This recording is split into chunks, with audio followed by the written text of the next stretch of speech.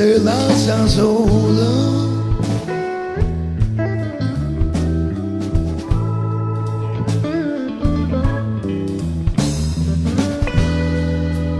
Siénteme meglio, cagliami te, che a questo non mi sto.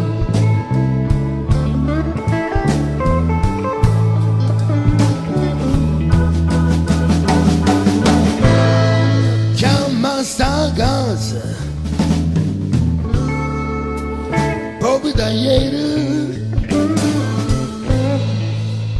ieri c'è cornetta cui parlava e mi sentiva. Tu voglio ricere una volta me, a guaglio una mia, le lascia sola.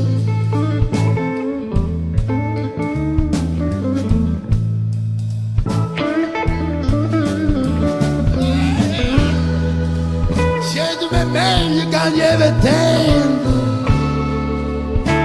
che a questo non mi sto.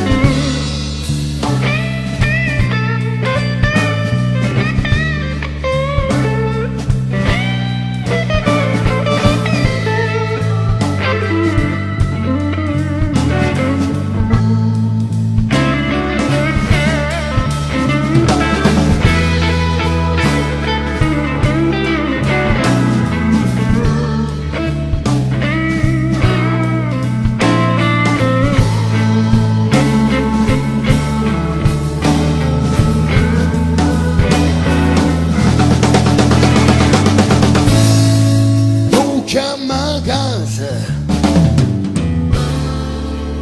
rindalutada,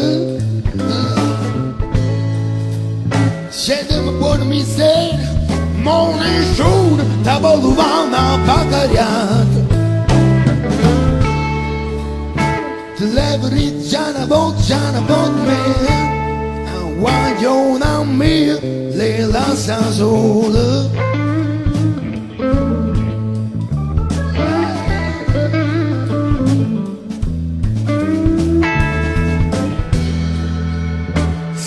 Meglio che lieve tempo che a questo non mi sto.